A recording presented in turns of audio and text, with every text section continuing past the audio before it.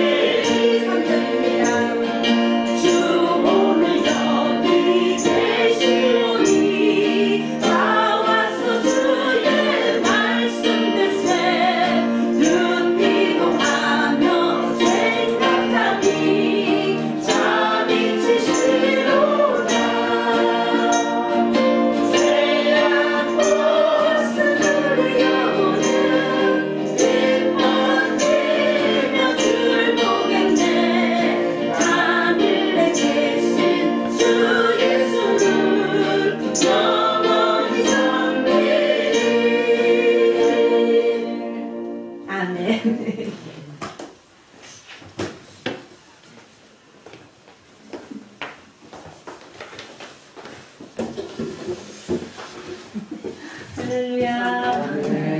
네. 신집사님 좀 어떠세요? 아니, 저 아직 아파요. 아유, 그러니까 교회 나올 정도는 돼요.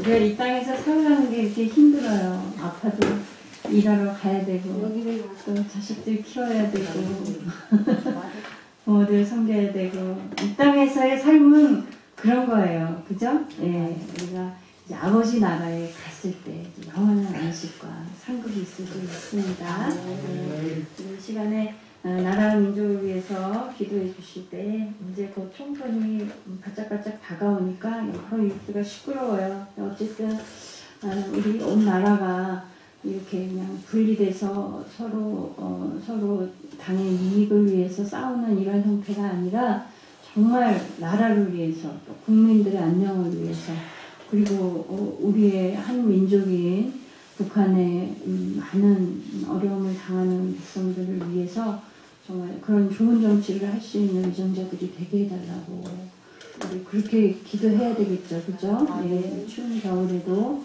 정말 우리는 이렇게 평안한 가운데 우리가 이렇게 너무 좋은 환경 속에 있기 때문에 우리가 얼마나 큰 복을 받았는지 잘 모를 때가 많아요. 오히려 정말 은혜가 희귀한 곳에 가게 되면 우리나라에서는 너무나도 흔한 성경책이 그곳에서는 너무 귀하고 이런 거 너무 그냥 진짜 당황스럽거든요. 그러니까 그럴 때 막 하나님 앞에 그냥 회개가 절로 나오죠. 우리가 너무 익숙한 이 축복 가운데서 평안한 가운데서 평안이 평안인지 알지 못하고 우리가 교만히 행하다가 하나님의 징계를 받을까 두렵습니다. 우리가 회개하는 심령으로 우리가 주변에서 또 보이는 여러 가지 문제들이 보일 때 여러분이 대신 하나님 앞에 회개하시는 그런 자세도 중요한 것 같아요.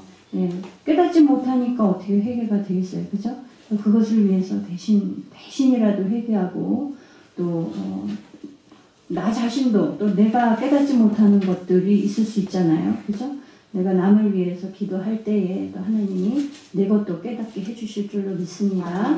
나라 민족을 위해서 기도해 주시고 또 우리 연약한 지체들 특별히 지금 급한 곳은 우리 심재규 집사님 이 어깨 수술을 그때 하셨었는데 아직 시술을 하셨었는데 예, 그거가 뭐 사람이 하는 거니까 온전치 못하죠. 그리고 뭐 다 열고서 뭐 어떻게 하는 것도 아니고 그러니까 좀 여러 가지 완전히 치유되지 않은 그런 상태인 것 같아요.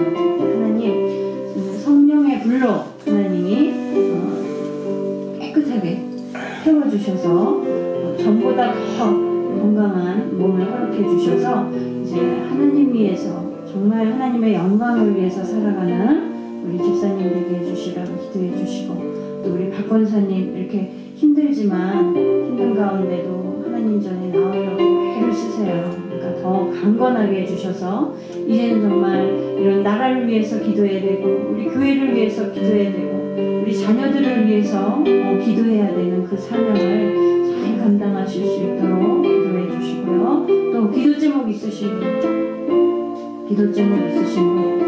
아니에요? 아니에요? 없어요? 네, 기도 제목 있으신 분 이럴 때 이렇게 수요일 예배 때 기도하는 거를 하나님이 빨리 들어주시더라고요. 이 시간에 우리가 뭐 얼마나 기도해요? 몇 초 하는 거 아니에요? 몇십 초. 그런데 하나님이 빨리 응답해 주시는 이유는 우리에게 믿음을 주시고 보여주시라고 소망을 주시라고 그러시는 것 같아요. 그러니까 이런 기회를 놓치시면 안 되죠. 우리 권사님. 네, 주여. 아멘, 할렐루야. 네, 역시 권사님은 권사님이세요. 우리가 회개할 수 있다는 건 큰 은혜죠. 우리가 무엇보다도 우리 안에 하나님이 거하시는 그런 사람이 되기 원합니다. 그래서 날마다 회개해야 되는데 그게 잘 안 돼요. 그죠? 깨닫기는 하는데 이 기쁜 여기서부터 막 터져나오는 회개가 뭔지 우리는 알잖아요. 근데 그게 안 되니까 안타까우신 거죠. 온전한 회개하실 수 있기를 소망하는데 그것을 위해서 기도해 주시고 또 기도줄 잡게 기도해 주시라고 했어요. 네, 김경애 집사님. 네. 우리 박혜선 집사가 네. 다음 주고 되면 나온다고 했는데 할렐루야. 그 마음을 잡고 네. 진짜 붙잡아 주시고. 깨어지기를 네, 아멘. 네, 하나님이 그 기도에 응답해 주시길 원합니다. 할렐루야. 네, 하나님, 우리 갑자기 이름이 생각이 안 나네. 박혜선 집사님. 네, 박혜선 집사님. 두 분 다 박씨네요. 네, 박혜선 집사님 이제 다음 주부터 나오시겠대요. 그러니까 그 마음 변치 않고 정말 기쁨과 감사로 나올 수 있게 해주세요. 그래서 기도해 주시고 오늘 예배를 위해서 기도해 주시겠습니다. 전능하신 하나님은 살아계시고 아버지 지금도 살아서 역사하시고 아버지 우리를 통치하시고 다스리시는 전능하신 나의 아버지 하나님이신 것을 믿습니다. 하나님 이 시간 아버지 우리에게 허락하신 이 귀한 나라 이 대한민국 아버지 이 땅을 위하여서 아버지 앞에 간구합니다. 하나님 우리 연약한 나라를 하나님께서 이렇게 강건케 해주시고 하나님의 평강과 은혜로 부여케 해주셨음을 아버지 우리가 기억하고 있습니다. 하나님 아버지 이 감사가 끊어지지 않게 하여 주시고 하나님 우리에게 허락하신 이 은혜를 우리가 아버지 교만함으로 손당하지 아니하기를 아버지 앞에 간구합니다. 하나님 이 위정자들을 붙들어 주시옵소서. 아버지 저들이 정리능력을 위하여서 아버지 나누어지며 하나님 꿈에 응하는 모든 것들을 아버지 누리게 하여 주시옵시고 아버지 온전히 그 나라의 안녕과 아버지의 또한 이 백성들의 평안을 위하여서 또한 아버지의 정말 우리가 통일하기 원하는 미국의 많은 고통당하는 백성들을 위하여서 무엇을 해야 할지를 알게 하여 주시고 지혜를 주시고 아버지 마땅히 행할 바를 할 수 있는 위정자들이 되게 하여 주시옵소서. 잘못된 사상과 아버지 생각들을 지키기 위하여 그것들을 이루기 위하여 헛된 시간과 힘을 낭비하지 않게 하여 주시고 아버지 하나님이 주신 아버지 사명을 마땅히 감당할 수 있는 지혜와 능력을 허락하여 주시기를 원합니다. 은별의 영을 허락하여 주시옵소서. 하나님 두렵고 떨림으로 하나님을 경외하는 자들이 되어지게 하셔서 하나님이 원하시는 것이 무엇인지 이 백성을 어떻게 인도하여야 할지 고민하는 위정자들 되게 하여 주시기를 원합니다. 우리하여 온 나라의 회개 역사가 일어나게 하시고 온 국민이 하나님을 경험하며 하나님의 뜻대로 살아가기를 아버지 간절히 원하옵소이다. 이 시간 하나님 주 앞에 나온 우리 연약한 지체들을 기억하여 주시옵소서. 이 적은 숫자가 모였습니다.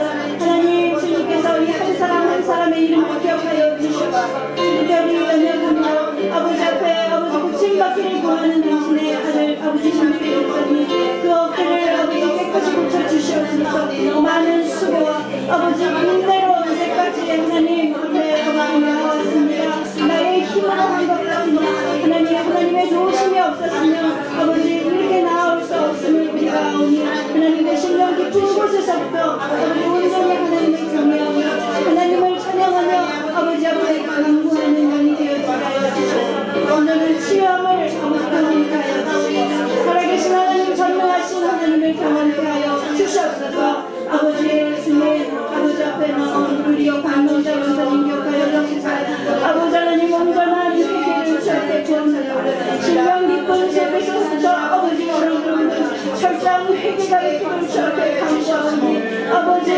주여 아버지 회개를 주시옵소서. 아버지 주께서 기뻐하시는 아버지 거룩함이 되어지게 하여 주시옵소서. 아버지 이제는 마지막 그 사명 아버지 기도의 사명을 감당하시겠습니다. 아버지 은혜를 허락하여 주시기를 원합니다. 이제서 나의 연약한 육체를 바라보고 실망하는 것이 아니라 하나님의 영광을 바라보며 아버지의 바쁜바 삶을 충만하는 충성된 분으로 아버지의 삶을 아버지 보게 하여 주시옵소서. 하나님의 아버지 기념의 집사님의 감동을 하시기를 원합니다. 아버지의 연약한 중에 감동하여 주시길 감사합니다. 하나님의 편지신 박혜선 집사님 아버지 하나님의 성령께서 아버지 그 아이들을 붙잡아 주시고 하나님 만나 주시옵시고 이제 주 앞에 나오기를 고백하여 싸우니 약속하여 싸우니 아버지 그 심령이 기쁨과 감사로 나오게 하여 주시옵소서. 그 아들의 마음 같은 영혼을 약한 세력들 나사리 예수의 이름으로 명하노니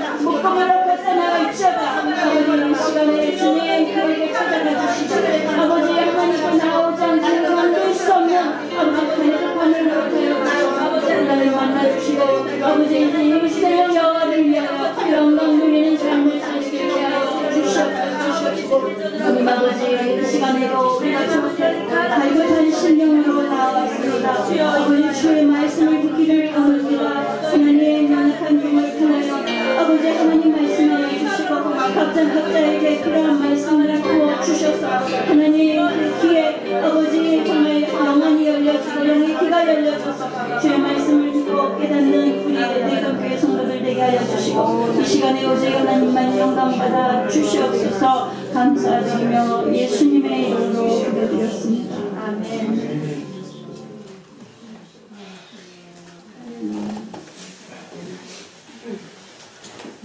수고하셨습니다. 네. 역대상 11장 10절. 역대상 11장 10절이라고요? 우리 했죠? 네, 12장 1절이에요. 뭐가 주보가 잘못 나갔나? 다니엘이 표시를 잘못했네요. 그죠? 12장, 예, 12장입니다. 오늘 12장 1절로 7절까지만 봅시다. 7절까지. 네, 1절부터 7절까지 교독하시겠습니다. 다윗이 기스의 아들 사울을 인하여 시글락에 숨어 있을 때에 그에게 와서 싸움을 돕는 용사 중에 든 자가 있었으니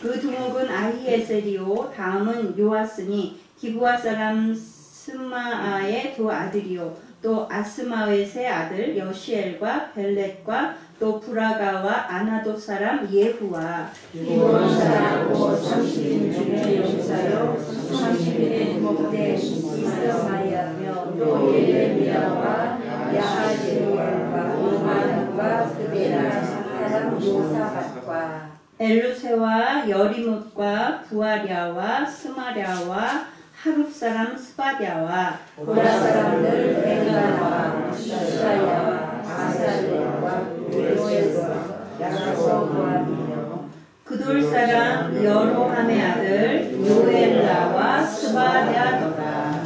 아멘. 네. 이름이 생소한데요. 예.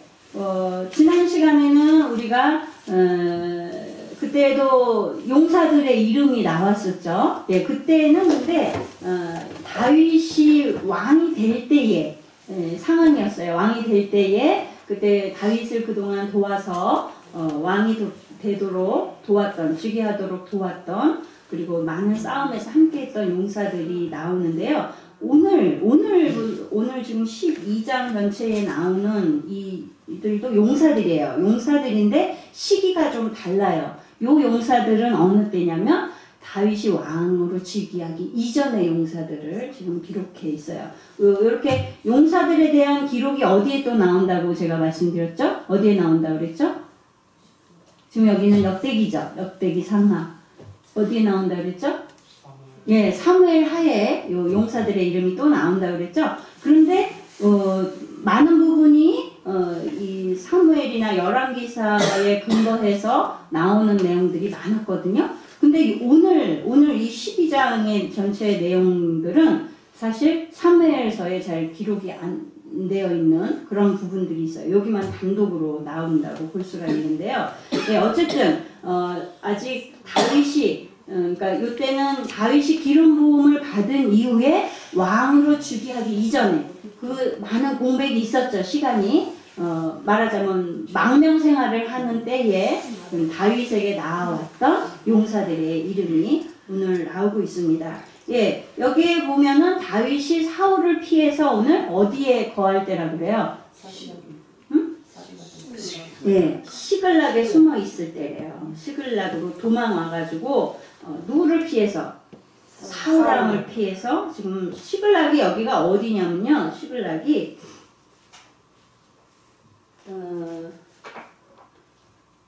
여기 어디예요? 여기쯤 어디예요? 여기가 우리가 알고 있는 여기 어느 지파 구역이죠? 시므온 지파죠. 예? 시므온 지파, 원래는 시므온 지파의 영역이었는데 뺏겼어요. 그래가지고 블레셋이 막 요 밑에서 올라갔다 내려갔다 이렇게 많이 침략을 했었잖아요. 그래가지고 이 시글락이 요때 다윗이 망명할 때는 블레셋의 영역 안에 있는 땅이었어요. 근데 이 블레셋이란 나라는 이스라엘과 친한 나라예요. 적대적인 나라예요. 적대적인 나라죠. 날마다 그냥 호시탐탐 이스라엘을 침공하고 사울과 또 다윗이 왕이 된 이후에도 다윗이 맞서 싸웠던 그런 나라가 바로 블레셋이었는데요. 예, 그런데 지금 다윗이 바로 그 땅, 그 시글락에 머물고 있는 거예요. 이때는 어떠한 명예도 없고 어떠한 권력도 다윗이 아무것도 없는 그저 어떻게 보면 유랑자라고도 할 수 있고 망명자라고 할 수 있겠죠. 우리가 정치적인 이유로 지금도 외국으로 정치인들이 도피해서 망명하기도 하잖아요. 그런 건 왜 그래요? 죽을까봐, 죽을 수도 있기 때문에 목숨을 지키기 위해서 망명을 선택하는 거거든요. 다윗도 지금 그런 상황에 놓여 있습니다. 더군다나 자기의 고국인 이스라엘과는 아주 적대적인 그런 나라인 블레셋의 그 지경에 한 고을을 얻어가지고 들어가 미끄러졌어. 저기 미끄러워서. 그게 의자보다 넓어서 네. 밑에 앉아. 여기 앉을래. 아니 여기 앉을게. 아유 주여. 다치지 말고. 어디 안전뱅이 의자가 있을 텐데. 아니 여기 앉을래? 따뜻해. 네. 조심하세요. 네. 원수의 나라에 지금 망령을 가서 원수에게 지금 보호를 받는 상황이니까 다윗으로서는 그 얼마나 수치스러운 때를 지금 지나고 있는 거예요. 그러니까 극심한 다윗의 인생에서의 어찌 보면 최고의 고난과 역경을 당하고 있는 그 시기가 바로 이 시글락에서의 시간이었다고 봐도 과언이 아닌 것 같아요.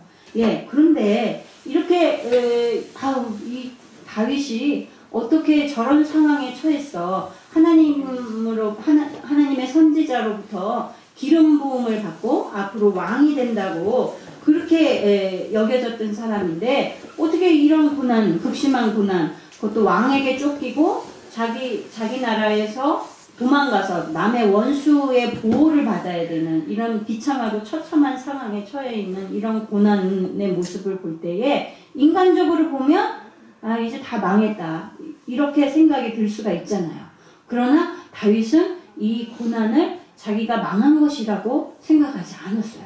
오히려 이 고난의 때를 인내로 잘 견디고 그리고 오히려 이 고난을 받으며 망명자의 신분으로 자기 고국을 위해서 또 싸움을 더 하고 전쟁을 하고 그럴 정도로 오히려 다윗은 견고하게 서 있던 것을 볼 수가 있습니다. 이게 어떻게 보면 우리가 하나님의 백성이라고 할지라도 이 땅 가운데서 살면서 많은 고난과 역경의 시간이 겪지 않고 살아가는 사람이 아무도 없잖아요. 모두가 다 이런 고난을 겪고 어려움을 겪어요. 그런데 이 고난이 왔을 때, 어려움이 왔을 때 어떤 사람들은 가정을 파탄내기도 하고 또 어떤 사람들은 자기 생을 비관해가지고 스스로 목숨을 끊기도 하고 이런 사람들이 있잖아요. 그거는 이 고난이라는 사건이 터졌을 때에 그 고난이 그냥 실패다, 패배다라고 바라보면 이런 선택을 할 수밖에 없는 거예요. 나는 이제 끝장이야. 그러면 아무것도 소망이 보이지 않으면 그냥 이제 가정도 다 내버리게 되고 자기의 삶도 종지부를 찍게 되는 거죠. 그런데 이 고난을 다윗과 같이 실패로 여기지 않고 오히려 성공의 기회로 발판으로 삼으면 얘기가 달라지는 거예요. 그죠? 다윗이 이때는 가장 큰 고난의 시기였지만 오히려 이것이 전화위복이 되는 그러한 계기가 되는 상황을 우리가 오늘 볼 수가 있거든요. 왜냐하면 이때에 많은 정말 용맹한 용사들이 다윗에게 나와왔고 물론 다윗의 어떤 용맹함과 훌륭한 인격을 바라보고 그들이 온 것만은 아니에요. 물론 여기에 이 역대기에 다윗을 따라온 많은 용사들에 대한 기록은 굳이 이렇게 용사들을 이렇게 기록한 이유들은 다윗이 그만큼 훌륭했다. 이런 것을 좀 부각시키려고 하는 의도도 있지만 그것보다도 이 다윗이 하나님께로부터 선택함을 받았고 하나님이 왕으로 세우실 자라는 것에 대한 믿음을 가진 용사들이 다윗에게 나온 모습을 보여주는 거예요. 그러니까 왕으로서 세워짐을 입을 만한 다윗이다라는 것을 어떻게 보면 증명하기 위해서 이런 기록들이 쓰여진 거죠. 그러니까 우리가 고난이 없을 수 없고 어려움이 없을 수 없는 우리들에게 정말 이 고난이 올 때에 고난을 실패와 패망이다 그렇게 낭망하는 마음으로 그런 얼굴로 쳐다보는 것과 고난이 나를 오히려 정금같이 만드는 기회다라는 이런 긍정적인 얼굴로 바라보는 거하고는 완전히 삶의 방향이 달라지겠죠. 예, 다윗도 왜 실망하는 마음이 없었으며 좌절하는 마음이 안 생겼겠어요. 그러나 그럴 때마다 다윗은 하나님을 바라보고 하나님을 경외함으로써 그 고난을 어떤 자기가 다시금 이 어려움을 딛고 일어설 수 있는 기회로서 삼을 수 있었던 거죠. 우리가 자주 듣는 얘기지만 진주조개가 진주를 만드는 과정이 그렇다고 그러잖아요. 자기 속에 들어온 모래알, 자기의 그 여리디 여린 부드러운 살을 그냥 막 긁어치는 그 작은 모래 하나를 그거를 자기를 힘들게 하는 것을 계속해서 자기의 어떤 그 성분으로 감싸고 그래가지고 진주가 탄생한다고 그러잖아요. 만약에 그러한 부스럼이 들어가지 않고 모래가 고통을 주는 요소가 들어가지 않았다면 진주가 나오지 않게 되는 거죠. 우리가 고난과 역경을 믿음으로 이겨낼 때에 이것이 오히려 우리를 더 성장하게 하고 정금같이 나오게 하고 아름다운 진주로 우리를 만들어갈 줄 믿습니다. 그러니 우리가 그 고난을 바라보는 얼굴이 달라져야 된다는 그것을 명심하시고 이 시글락은요 원래 아까 시몬 땅에 속했다고 그랬잖아요. 근데 지금 이스라엘이 약해지니까 블레셋 땅에 지금 속하게 된 거예요. 그러니까 블레셋이라는 거는 이스라엘이 아닌 이방인들을 의미하잖아요. 하나님의 관점에서 볼 때는 하나님의 백성의 관점에서 볼 때는 이 가나안 땅에서 쫓아나고 몰아내야 되는 이방인인 거예요. 이방인이고 더군다나 다윗이 이전에도 그랬고 앞으로 왕이 된 다음에도 그렇고 계속해서 이들과 계속해서 전쟁을 벌이고 싸움을 해나가는 그런 상대거든요.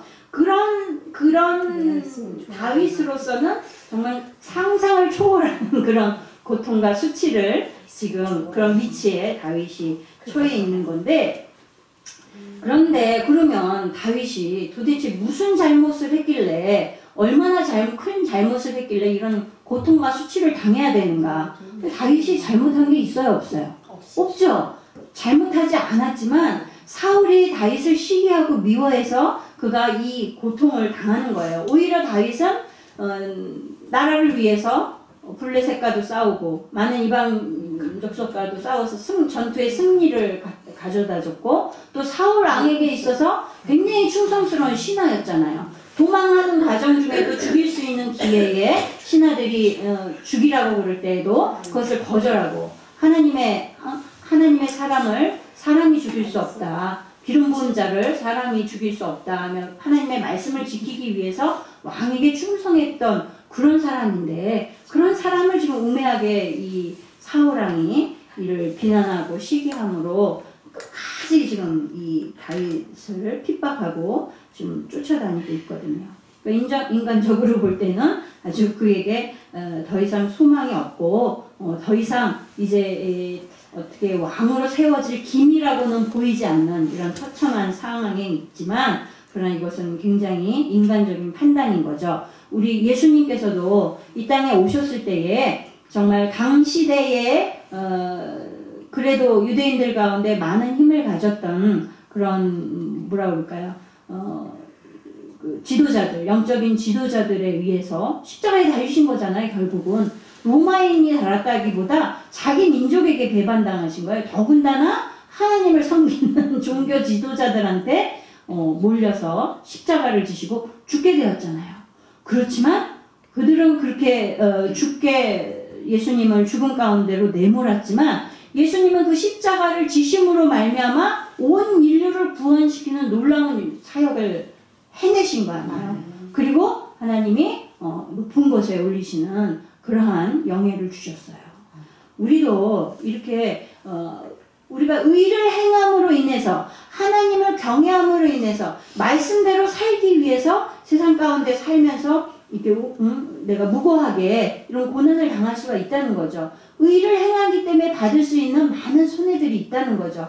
그럴지라도 그 받는 고난이 아무것도 아닌 것이 아니라는 거예요. 다윗이 이런 고난의 과정에 있었지만 그가 이 고난을 통해서 정금같이 나오고 이 고난이 자기가 무고히 받는 것이긴 하지만 하나님께서 그것을 다 보상하셔서 오히려 왕으로서의 기틀을 잡는 그러한 중요한 시기가 되게끔 하나님이 하셨다는 것을 볼 때에 우리 믿는 하나님의 백성들도 우리가 하나님을 믿기 때문에 기독교인이라서 또 주일 성수해야 돼서 11조 생활을 해야 돼서 온전히 말씀대로 살기 위해서 우리가 세상에서 받는 부당한 대우들도 있죠. 그러나 그거를 억울하게 생각할 필요가 없는 거예요.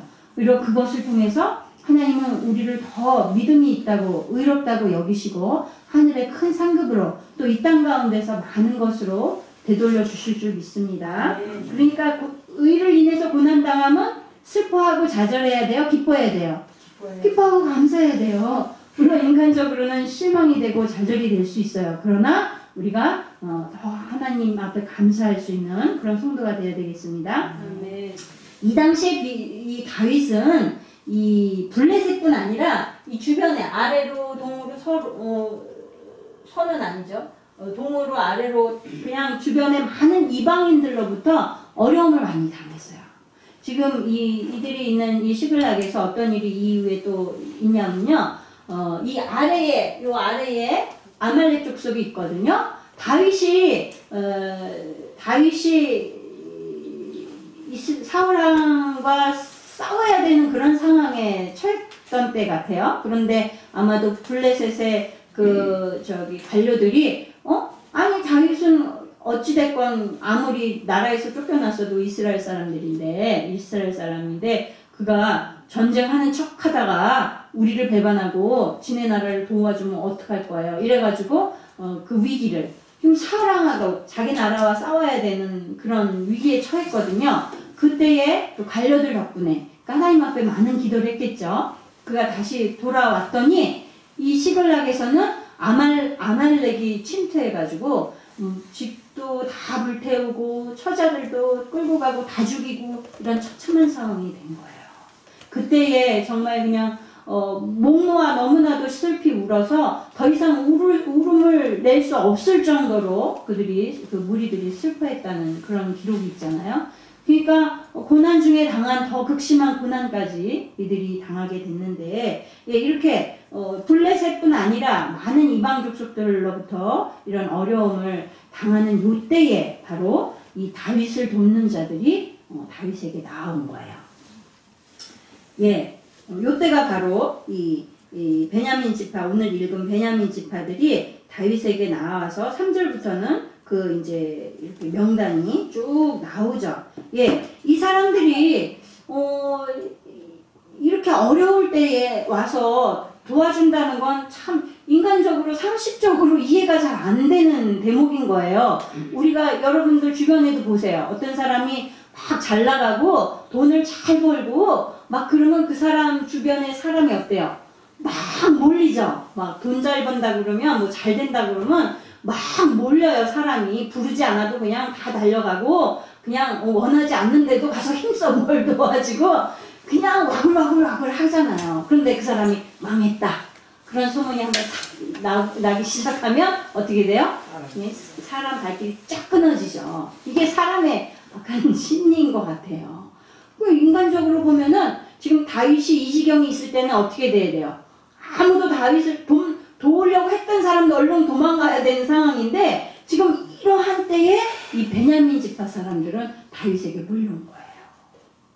어려울 때 돕는 친구가 진정한 친구라고 그러잖아요.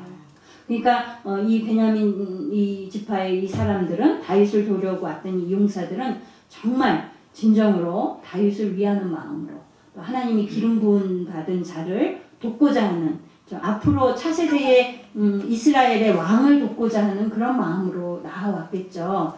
예, 우리가 믿음에 있어서도 마찬가지예요. 우리가 나 하나님을 믿습니다. 나 하나님의 도우심을 믿습니다. 나는 하나님 편입니다. 그러면서도 우리가 고난이 딱 올 때, 어려움이 올 때는 마음이 돌변해가지고 하나님을 원망하고 믿음에서 떠나고 이런다면 그건 진정한 믿음이겠어요? 가짜 믿음이겠어요?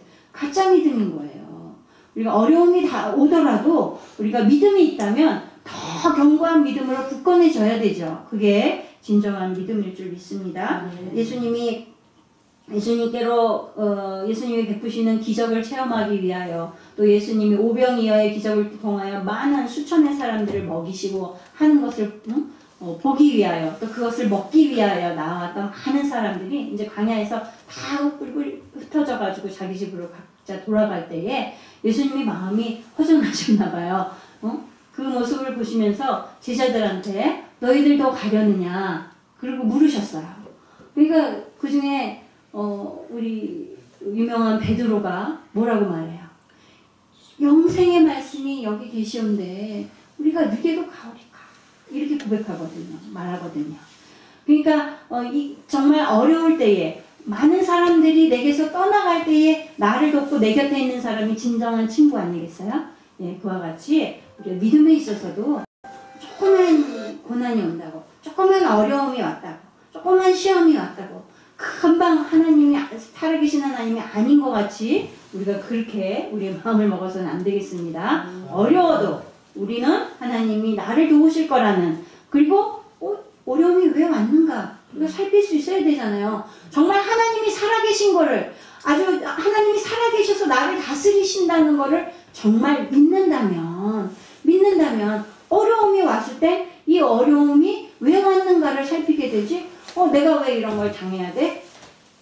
이런 불평의 마음이 들면 그건 하나님을 인정하지 않는 거죠. 그죠?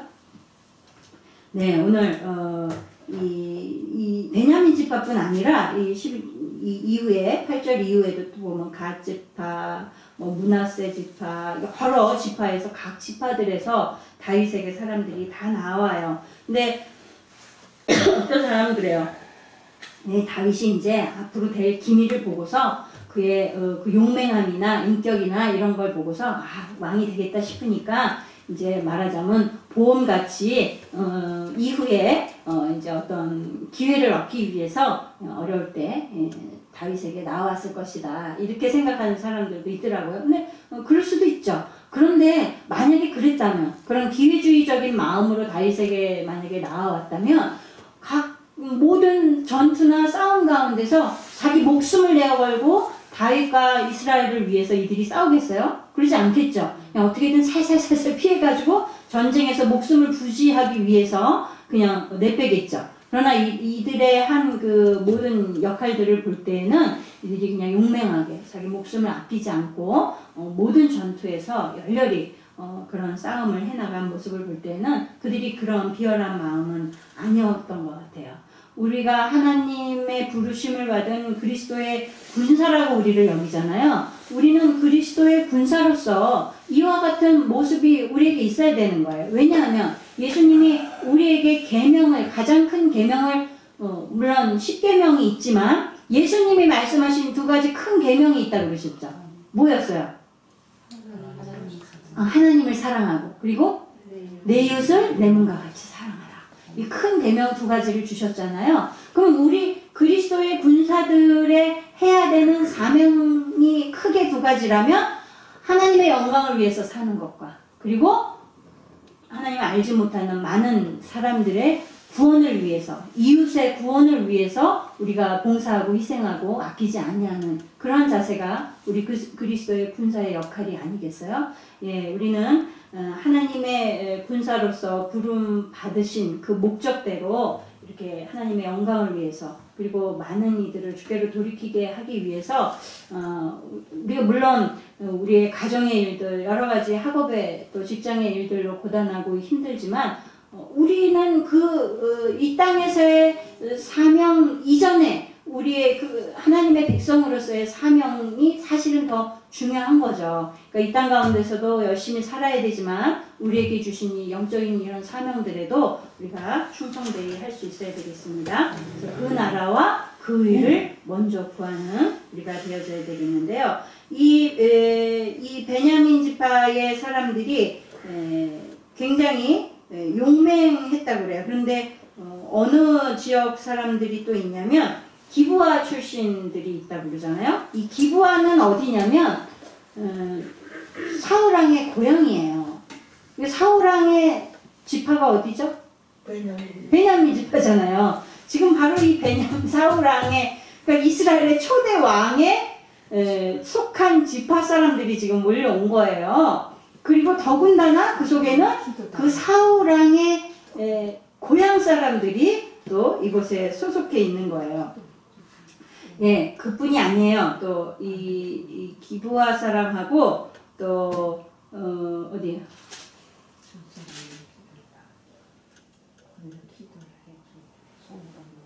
예, 아나도 사람들이 또 같이 왔어요. 예.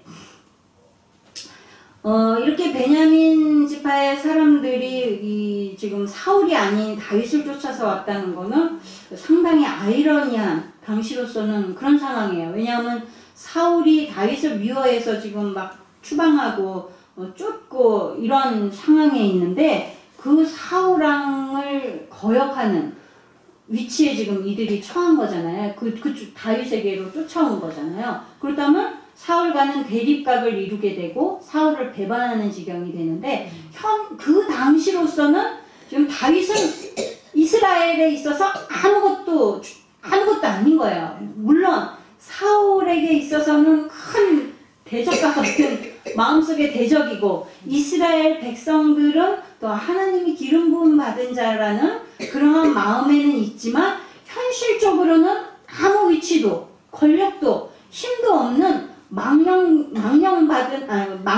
사람에 불과한 그런 다윗을 쫓아서 베냐민 사람이 왔다는 것은 이들에게 있어서는 사울을 선택하느냐 다윗을 선택하느냐 이러한 갈등이 있었다고 충분히 봐야 되겠죠. 그런데 이들은 누구를 선택했냐면 다윗을 선택한 거예요. 현실적인 감각이 떨어지는 거 아니야? 이렇게 생각될 수 있을 정도로 지금 다윗을 선택했다는 것은 이들이 육적인 사울왕이 아닌 영적인 사람, 하나님이 선택하신, 하나님이 기뻐하시는 사람을 선택했다는 거죠. 그러니까 하나님의 사람들이 이 땅에서 살아갈 때에 눈앞에 보이는 이익이나 이 세상 가운데서 내가 얻을 수 있는 그런 유리한 조건들을 마다하고 하나님이 명하신 말씀대로 살기 위해서 불리한 조건들을 선택하는 것이 바로 이와 같은 모습이라고 할 수가 있는 거예요. 지금 내가 다윗에게 가면 자기도 똑같은 쫓기는 신세가 되는 거예요. 나라에서 쫓겨난 사람이 되는 거예요. 추격당하는 사람에 속하게 되는 거예요. 근데 그러한 선택을 한 것은 그들이 하나님이 기뻐하시는 것이 무엇인지를 생각하고 하나님의 뜻을 따라서 선택하는 그런 선택을 했다는 거죠. 우리도 정말 하나님이 기뻐하시는 것이 무엇인지를 생각한다는 게 쉽지가 않아요. 어떤 문제가 생겼을 때에도 또 무엇을 결정해야 될 때도 일단은 내게 무엇이 유익인가를 먼저 선택하게 되지 하나님의 뜻이 어디에 있는가 그걸 먼저 기도하고 하나님의 뜻을 먼저 묻는 것이 잘 습관화되지 않은 성도들도 많이 있어요. 그러나 하나님은 마치 지금 여기에 또 나오는데요. 기브온 사람들 이야기가 나오는데요. 이 기브온 사람들이 여호수아가 하나님 앞에 묻지 않고서 약속을 했다가 그들이 결국은 이렇게 지혜로운 사람들이죠. 약은 사람들이죠. 어떻게 그들이 그런 선택을 할 수 있었을까? 그런 의아심이 드는데요. 이들은 하나님, 전능하신 하나님이 축복하시는 이 이스라엘을 볼 수 있었던 거죠. 그 이스라엘 민족의 뒤를 보호하시는 그 하나님의 존재를 이들은 확신을 했던 거죠. 어쨌든 그들은 그 지혜로 말미암아 결국 하나님의 보호하심을 받게 되는 이스라엘에 속한 자로 그들이 보호를 받는 그런 상황 속에 처하게 되잖아요. 네, 우리가 무엇을 선택하느냐. 내가 아까도 여러분에게 말씀드렸지만 우리가 고난이 올 때에 그것을 나의 실패와 패배로 그 고난을 받느냐 아니면 내가 다시금 도약할 수 있는 기회로서 또 축복의 통로로서 그것을 보느냐. 그건 나의 선택에 달려있는 거죠. 그러니까 하나님이 우리를 훈련하시고자 고난을 줄 수도 있고 우리가 하나님 말씀대로 하지 못해서 징계를 받는 고난일 수도 있어요. 무엇이든지 간에 그것을 육적인 관점에서 보면은 실패와 좌절이 오는 것이고 영적인 관점에서 하나님 보시는 관점에서 우리의 시선을 달리한다면 우리에게는 그것이 마치 개구리가 도약을 위해서 움츠렸다가 펄떡 뛰는 것 같이 우리가 아주 바닥이라고 여겼을 때에 이제부터는 내가 올라갈 일만 남았구나 하는 긍정적인 자세를 취한과 같이 우리가 하나님이 주시는 모든 고난 속에서 이것이 내게 주시는 은혜의 기회요. 축복의 통로다라는 마음의 결정이 우리에게 항상 있어야 되겠습니다. 그렇다면 우리가 우리의 시각을 어디에 두느냐가 너무 중요하죠. 그죠? 예, 우리가 하나님의 관점에서 또 잘 모를 때는 하나님께 여쭙고 하나님 앞에 기도하는 그런 사람들이 되어야 되겠습니다. 네, 2절에 이들은 활을 가지며 좌우 손을 놀려 물매도 던지며 그러니까 왼손도 쓰고 오른손도 아주 자유자재로 썼다는 말인 것 같아요. 그리고 살도 바라는 자요. 베냐민 지파 사울의 동족인데 그 이름은 이라니라. 예, 이들은 용맹한 데다가 또 무기도 양손에 무기를 다 들었다는 거예요. 활도 가지고 물매도 던지고 활도 쏘고 이러는 사람들이라는 거예요. 예, 이런 무기가 이들에게 없다면 싸움에서 이기기 어렵겠죠. 그러니까 이 무기는 전쟁터에 나온 군사들에게 있어서는 자기의 생명을 지키는 요소이고 또 이 자기들이 나온 이 전쟁을 승리로 이끄는 도구인 거예요. 우리 영적인 군사된 우리 그리스도의 군사들에게도 이러한 무기가 필요합니다. 예, 믿음이 있어야 되고 하나님을 의뢰해야 되고 또 우리 손에도 이러한 영적인 무기들이 들려져야 된다는 거예요. 그러면 지금 한 손에만 무기를 들었어요? 양손에 들었어요? 양손에 들었대잖아요. 그럼 우리에게 그리스도의 군사들에게 양손의 무기는 뭐가 될까요? 네, 할렐루야. 말씀과 기도야. 말씀과 기도. 날마다 우리가 이 영적인 무기인 하나님의 말씀과 기도로 무장해야 되겠습니다. 그러니까 하나님의 말씀과 기도는 사단을 이기는 능력을 우리에게 주십니다. 그래서 예수님도 40일 금식 기도 이후에 마귀에게 시험당할 때에 예수님이 감히 내가 하나님의 아들인데 네가 나를 시험해? 그리고 멱살 잡고 힘드셨어요? 아니죠. 어떻게 마귀를 물리치셨어요? 말씀으로 물리치셨잖아요. 하나님의 말씀으로. 하나님이신 그분이 하나님의 아들이신 그분이 하나님의 말씀으로 마귀를 물리치셨단 말이에요. 우리가 말씀을 의지하지 않고는 한시도 우리가 살아갈 수가 없어요. 예수님께서 병자들을 고치고 귀신을 내어 쫓고 그러니까 제자들에게도 이제 너희도 가서 해라 그러고 파견하셨을 때에 제자들이 귀신 들린 아이를 데려온 아버지가 있었는데 요청에 응해서 했는데 됐어요 안 됐어요? 못 했잖아요. 그러니까 제자들이 당황했겠죠. 그래가지고 예수님한테 주님은 그렇게 하셨는데 우리는 왜 안 되죠? 찾아볼까요? 마가복음 9장 11절.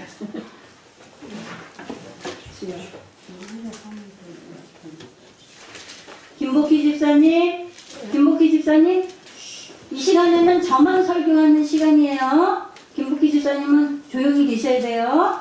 예. 마가복음 9장 29절.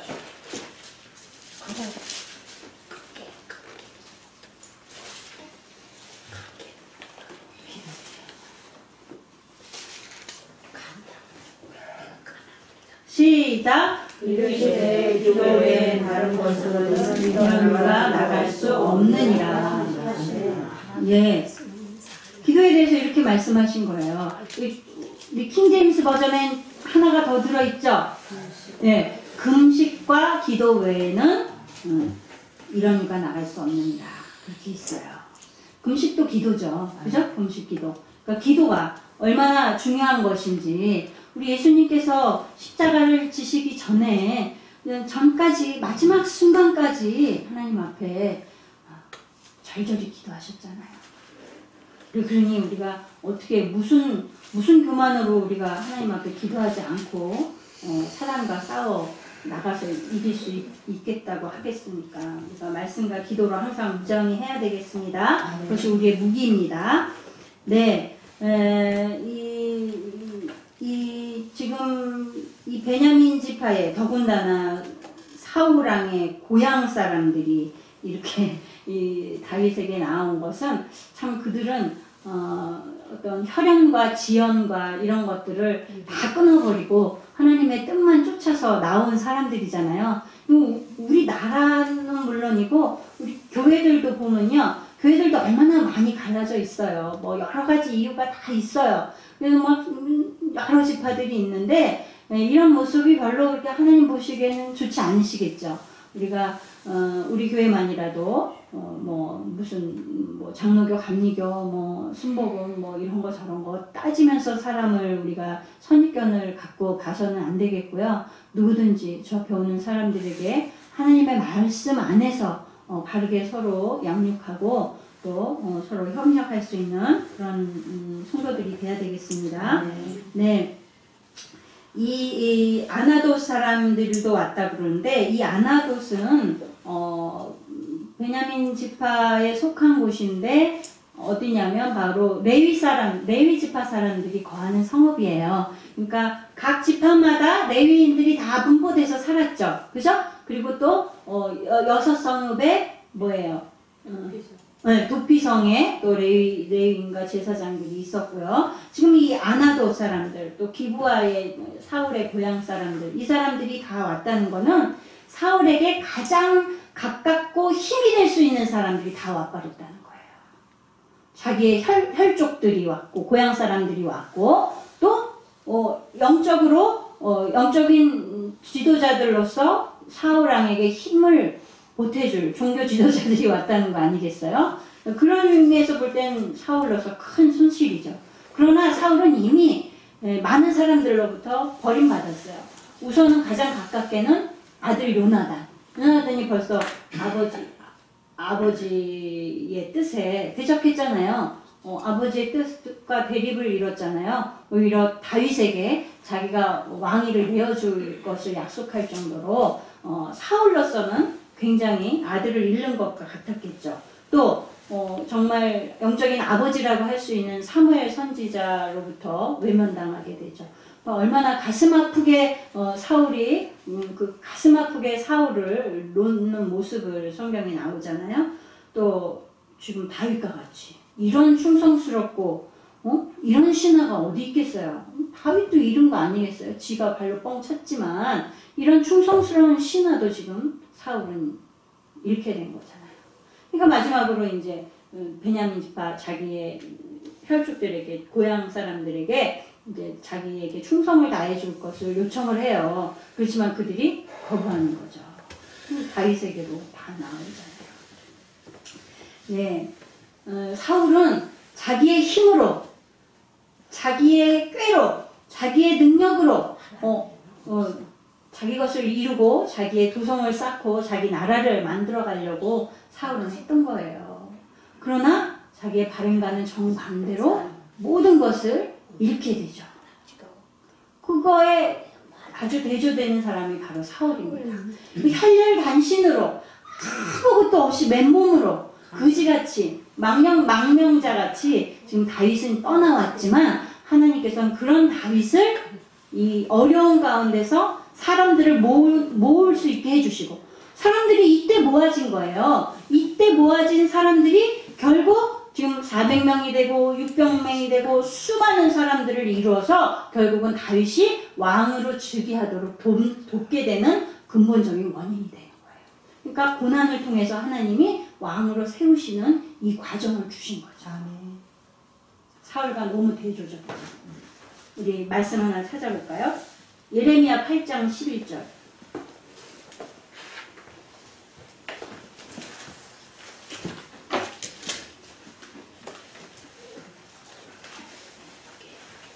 예레미야 8장 11절.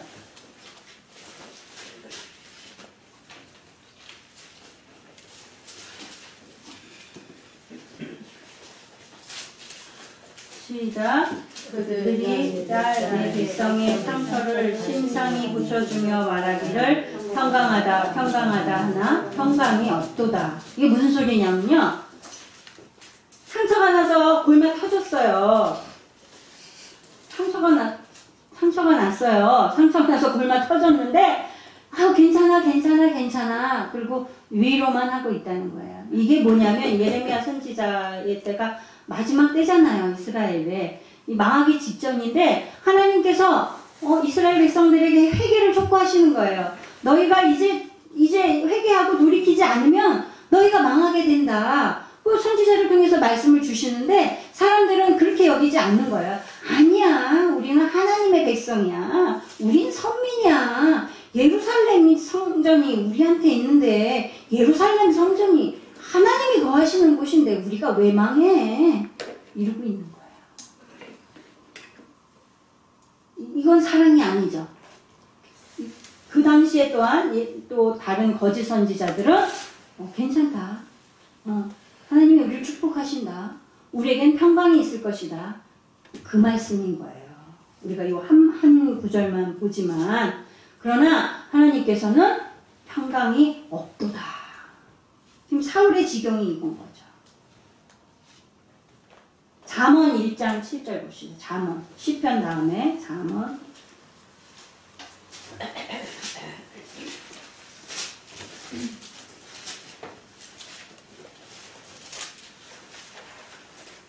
몇 장이야? 1장.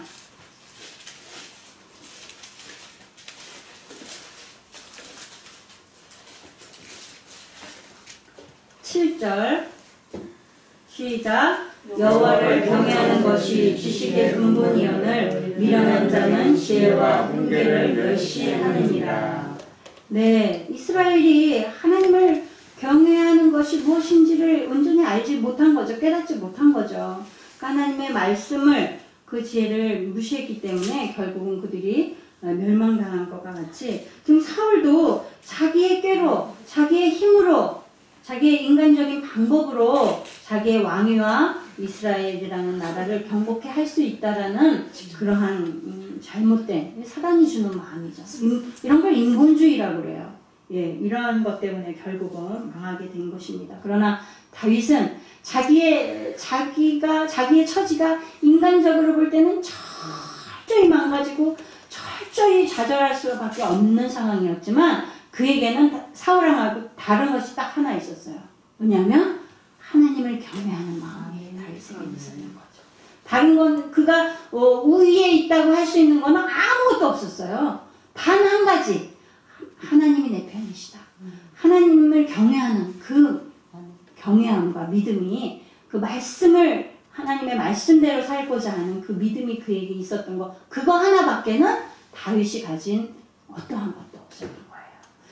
사울은 모든 것을 자기가 가진 걸 다 해서 성공하려 했지만 결국은 모든 것을 잃게 되었고, 다윗은 오직 한 가지, 하나님만 경외했기 때문에 그가 모든 것을 이루는 사람이 된 것입니다.